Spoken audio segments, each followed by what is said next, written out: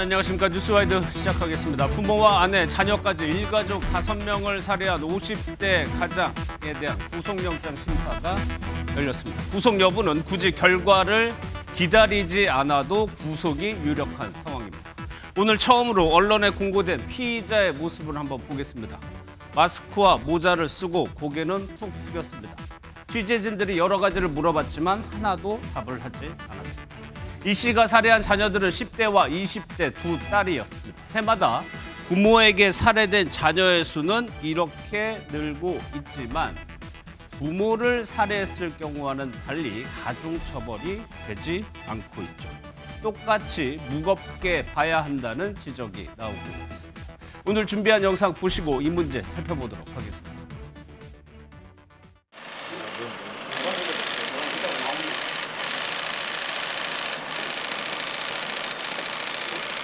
가족들 꼭 살해하셔야 했나요? 수면제 언제 샀습니까? 피해자들이 하실 말씀 없습니까?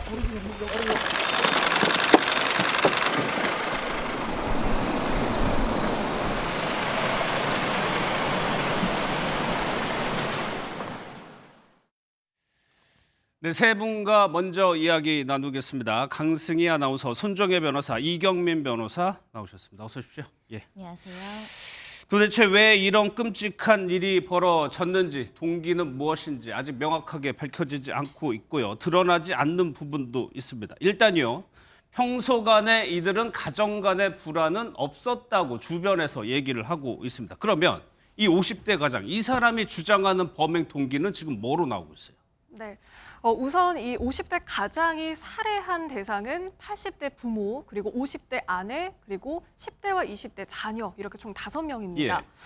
그런데 이 경찰과 지인들에 따르면요, 이 가족 간의 불화나 어떤 갈등 같은 거는 없는 걸로 지금 확인이 되고 있는데요. 그런데 다만 이 50대 가장에게 어떤 그 채무 문제가 있었던 걸로 확인이 됐습니다. 예. 이 50대 가장이 아파트 분양 관련 사업을 하면서 거액의 빚을 졌고요. 그리고 또 사기 분양으로 고소를 당했다는 그런 이야기까지 전해지고 있거든요. 예. 그리고 민사소송까지 지금 진행되고 있다는 건데 그렇기 때문에 이 가족들에게 이 채무 부담을 지울 수가 없었다. 이 부담을 내가 모두 떠안겠다. 뭐 이런 지금 입장인 걸로 확인이 됐습니다. 그래서 가족들이 채무 변제도 힘들 거를 걱정을 해서 예. 살인에 이르게 됐다. 지금 이렇게 진술하고 있습니다. 마치 가족을 생각하는 것처럼 얘기를 하고 있습니다. 최대한 자기 정당화를 하려고 하는 것 같은데 도대체요, 이 살해 전에 이 가족에게, 이 남성에게 무슨 일이 있었는지를 좀 살펴봐야 될 것 같습니다. 이 사람은 일단 광주에서요, 민간 임대 아파트 분양 사업을 했다는 얘기입니다. 이 과정에서 문제가 생겨서 수십억 원에 대해서 고소 고발이 들어온 상태라고 하는데, 일단요, 이경민 변호사님, 광주에서 무슨 사업을 했길래 그렇게 된 걸까요? 네, 광주에서 2022년부터 이제 민간 임대주택을 이제 분양하는 사업을 이제 분양하는 사업. 그렇습니다. 예. 그 사업을 대응을 했고, 그래서 이제 분양을 하기 위해서는 당연히 이제 입주민들을 모아야 되지 않습니까? 이제 입주민들을 모으기 시작을 했는데, 근데 이제 그 모으는 과정에서 이 입주민의 수가 이제 본인이 생각하는 기준에는 미치지 못했던 것 같습니다. 그러다 보니까 이 이후에 진행되었어야 되는 행정적인 절차도 이제 통과가 되지 못했고, 그리고 그 과정에서 이제 부동산에 대한 부지도 이제 매입을 했어야 되는데 예. 그 부분도 이제 자금이 이제 좀 딸리다 보니까 이제 그 부분도 이제 진행이 되지 않았던 부분이 있습니다. 그렇게 되다 보니까 계속해서 이제 뭔가 이제 모집을 하기 위해서 다른 이제 또 분양 대행사를 통해서 이제 진행을 했었고, 그런 부분들이 이제 좀 계속해서 이제 좀 미흡하다 보니까 예. 이런 부분들에 대해서 이제 그 계약자들이 이제는 뭐 돈을 다시 돌려달라 이렇게 이제 문제 제기를 했던 것입니다. 근데 돌려달라 문제 제기를 했는데 그 부분에 있어서도 이제 조합 측에서는 돈을 돌려줄 수가 없다 이렇게 이제 나오다 보니 이 그 50대 가장을 상대로 이 피해자들이 이제 고소를 진행을 하기 시작했습니다. 그렇겠죠. 예, 예. 그러면서 이제 고소장이 접수가 되고 이제 민사 소송으로도 이제 돈을 반환을 해달라 이렇게 이제 소송까지 제기되다 보니까 예. 아무래도 뭐 이 부분에 있어서 조금 심리적인 압박감도 있었을 것 같고요. 그러다 보니까 이제 지난달에는 이 경찰에서 또 강제 수사에 또 착수를 했습니다. 압수수색을 또 들어갔거든요. 이렇게 이제 계속해서 이제 수사가 들어오고 뭔가 이제 목을 조여오는 그런 느낌이 들다 보니까 뭐 이런 이제 행동까지 하지 않았나 이렇게 좀 조심스럽게 예. 추측이 되고 있습니다. 그러니까 손정혜 변호사님, 광주에서 그러니까 이른바 분양 사기라고 볼 수도 있을 것 같아요. 일단 분양 사기로 수사 중인 상태였다라고 알려지고 있습니다. 예. 동업자의 주장이 있는데요. 그러니까 사업이 부진해지면서 막판에 허위 가장 광고로 이제 투자자들을 모집하거나 분양하려는 사람들한테 거짓 정보를 흘린 것으로 이제 어느 정도 이제 사기 사건으로 연루된 게 아닌가 이렇게 볼 수 있을 것 같고요.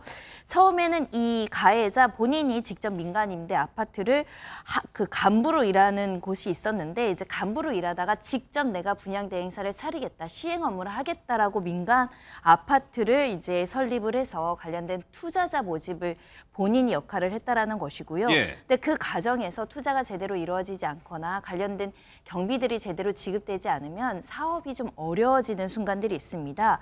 그런데도 불구하고 이 모집을 하는 과정에서 2년 후에 입주가 가능하다, 100% 보증금 반환이 가능하다, 땅도 거의 매입했다, 남은 땅도 다 매입할 것이다.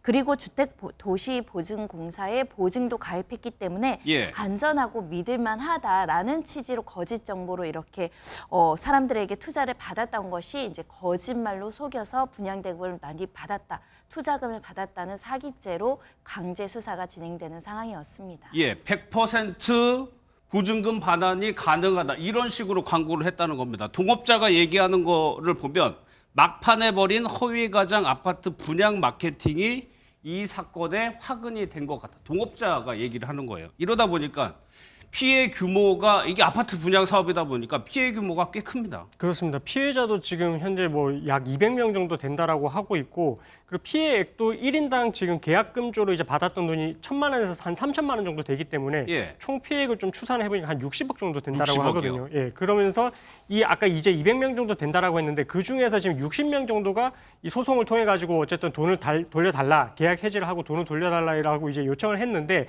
이것도 어떻게 보면 지금까지 이런 의사표시를 한 사람에 한해서만 이제 추산이 된 거고, 예. 만약에 정말로 이제 더 많은 사람들이 이런 부분들에 대해서 문제 제기를 한다면 지금의 액수보다 더 커질 가능성도 배제를 할 수는 없을 것 같습니다. 예, 그런데 손정혜 변호사님, 경찰이 이 부분의 수사를 벌이고 있었을 것 같은데 돈을 일단 받았잖아요. 그럼 돌려달라고 하면 주면 될 텐데 그게 안 됐나 봐요.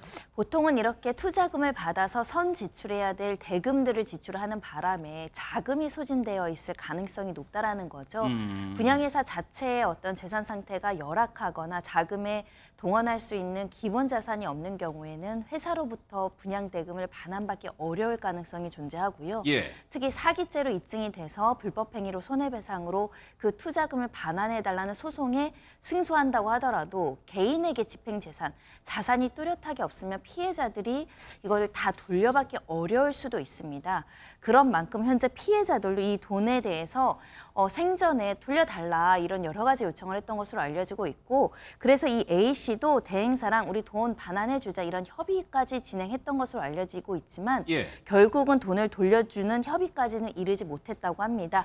아마 자금 사정이 매우 좋지 않았을 것으로 추정이 되는데, 그 정황을 확인할 수 있는 것이요, 이 A씨가 사업이 안 풀려서 이미 살고 있던 아파트도 매각을 했다는 겁니다. 그리고 그 단지 예. 내에 가족들이 살 수 있는 전세집을 옮겨서 이제 살았을 정도이고, 심지어는 두 딸 중에 한 명은 유학가 있었는데 예. 유학에서 돌아와라 이런 조치까지 한 걸로 봐서는 자금 사정에 대한 압박이 있었던 것 같습니다. 예. 이러다 보니까요, 이경민 변호사, 일각에서는 이렇게 빚을 지고 갚을 수가 없으니까 자살로 인해 가지고 이 처벌을 면해 보려는 시도를 한 거 아니야, 이런 심리가 작용한 거 아니냐, 이런 해석도 하던데요. 그러니까 이게 뭐 계속해서 이제 채무가 지금 이제 쌓이는 게 이제 아마 눈으로 보였을 것이고, 예. 그래서 본인이 이런 부분들에 대해서 좀 감당을 하기가 좀 벅차다, 그러니까 감당하기 어렵다 이렇게 조금 판단을 했던 것 같습니다. 그러다 보니까 이게 계속해서 이제 뭐 분양 대행사를 또 하나 더 끼고 이렇게 진행을 했었는데, 그렇게 해도 이제 뭔가 이제 떼주는 돈도 많아졌고, 그 피해 금액이 계속해서 이제 계속 뭐 이제 충당이 되지 않고 오히려 더 늘어나는 그런 모양새로 가다 보니까 예. 아마 본인도 이제 그런 게 좀 더 이상 감당하기가 어렵다, 그래서 모든 걸 내려놓는 식으로 이렇게 좀 행동을 한 게 아닌가, 좀 이렇게 좀 조심스럽게 추측이 됩니다. 저희가 초반에 이 범행 동기에 대해서 이 사람이 얘기하는 주장입니다. 계약자들부터 구속을 당하다 보니까 가족들에게 채무를 떠안게 할 수는 없었다라고 얘기를 했는데, 손정혜 변호사님, 글쎄요, 이 다른 이 방법이 없었을까요? 그렇지 않죠. 예. 그러니까 우리나라는 연자제가 없잖아요. 만약에 민사적으로 본인이 수십억 대의 피해 배상을 해줘야 된다고 하더라도 그게 배우자나 자녀들한테 전가되진 않습니다. 그렇죠. 예. 그런 측면에서는 충분히 극복해 나가는 가정들이 있을 수 있고, 예를 들면 개인해상이나 파산제도라는 것도 있고요. 하다못해 가족들을 죽이지 않고 스스로 선택을 하면 이 상속폭이나 한정승인으로 자녀들에게 대물림되지 않도록 하는 제도가 분명히 있거든요. 예. 그럼에도 불구하고 다른 가족들의 어떤 희생과 생명을 무참히 빼앗는 선택을 했기 때문에 우리가 비난할 수밖에 없는 것이고요. 예. 우리 법에서는 아빠가 가장이 빚에 있다고 하더라도 그것을 가족들한테 이렇게 고스란히 물려주는 제도는 없습니다. 예. 그런 측면에서는 좀 안타깝지만 다른 선택의 여지가 있었음에도 불구하고 극단적인 선택을 했다라는 점에 있어서 비난 가능성이 있습니다. 달리 법적인 방법이 있음에도 불구하고 이런 방법을 선택했다. 사업을 했다는 사람이기 때문에 어느 정도 이런 거는 알 수도 있습니다. 그런데 이런 방법을 선택했어요. 그러니까 상속폭이나 이런 것들이 가능한 조건이긴 한 거죠.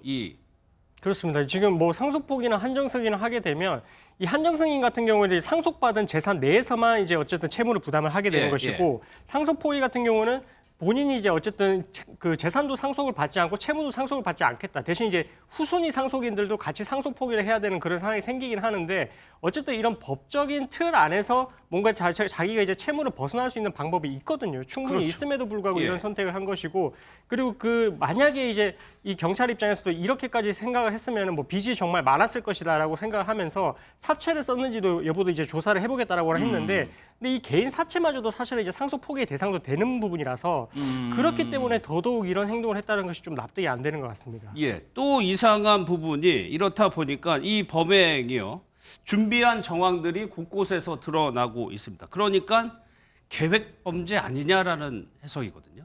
네, 그렇습니다. 지금 이 수면제를 활용해서 가족들을 살해한 걸로 확인이 되고 있는데요. 예.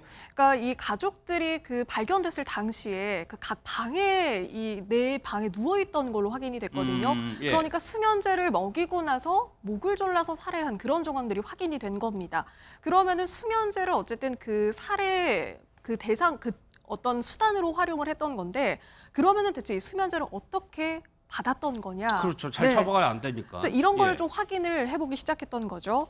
그랬더니 이 50대 가장이 이미 광주의 한 병원에서 여러 차례에 걸쳐서 이 수면제를 처방받은 걸로도 확인이 됐습니다. 여러 차례요. 네.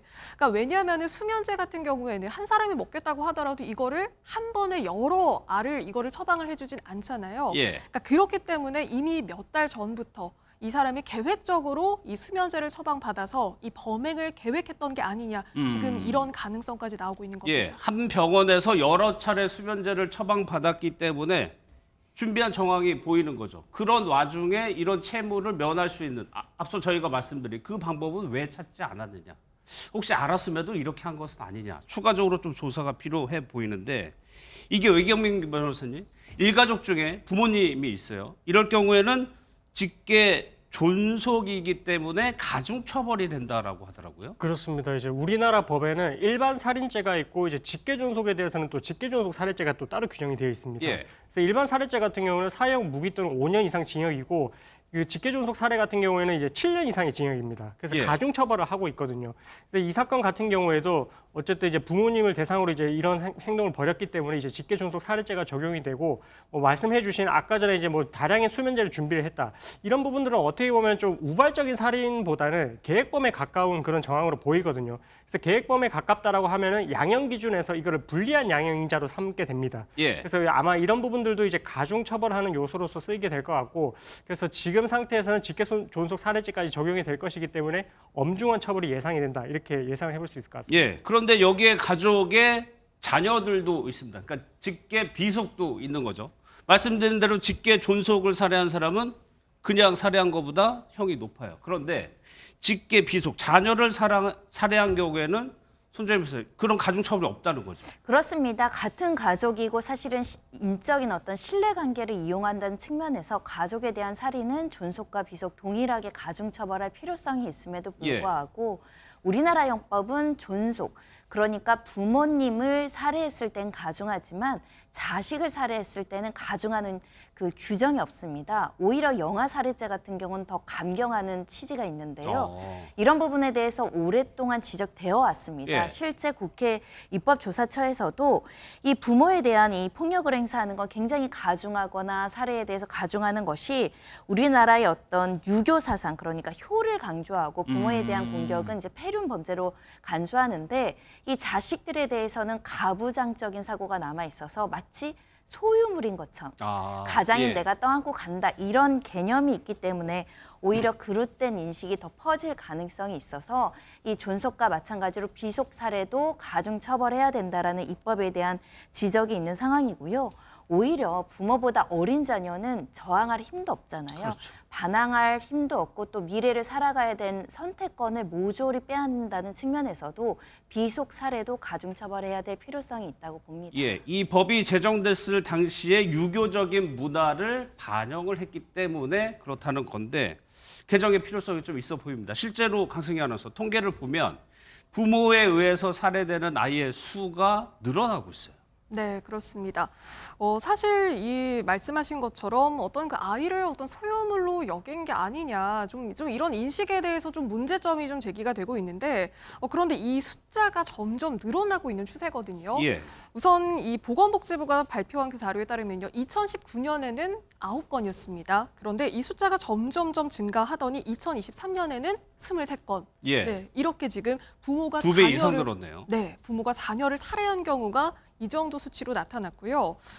그리고 이 2023년에 비속 그 사례가 모두 49건이나 됐습니다. 그래요? 네. 예. 지난해에는 전북 김제에서 그 생활고를 이유로 들면서 12살 아들을 살해하기도 했고요. 그리고 또 청주에서는 일주일 된 영아가 또 그 부모에 의해서 산후조리원에서 숨지는 그런 일까지 있었습니다. 예.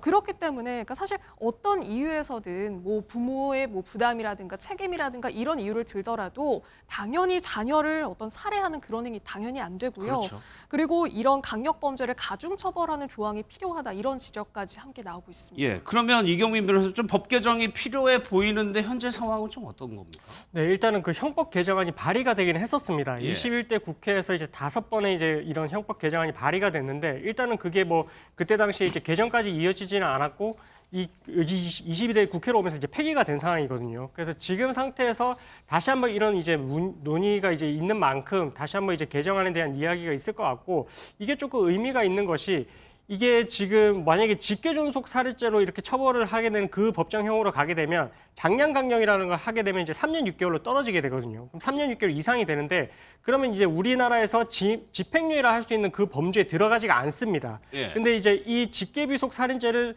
따로 규정을 해놓지 않고 지금대로 가게 되면 그냥 단순 살인죄가 적용이 되고 그러면 5년 이상의 징역형이기 때문에 장량강경을 하면 2년 6개월 이상이 됩니다. 그러면은 3년 이하일 경우에 집행유예를 할 수가 있기 때문에 직계비속 살해죄가 지금 만약에 새로 신설이 되지 않는다면 이 상태에서 이제 뭐 극단적으로 따지게 되면 집행유예를 할 수 있는 범위로 들어가는 것이거든요. 예. 그런 측면에서 이 법정형 자체를 7년 이상으로 올려놔야만 그래야 이제 집행유예 가능성 안에 들어가는 걸 막을 수가 있기 때문에 예, 예. 그래서 이게 지금 이런 뭐 논의가 이제 시작이 된 만큼 이번 국회에서는 조금 이런 법안이 좀 통과될 필요성이 있어 보인다 이렇게 예. 말씀드릴 수 있을 것 그 같습니다. 집행유예 가능성을 없애는 거죠. 그렇습니다. 손정희 변호사 이 가장이요 결국 구속되겠죠?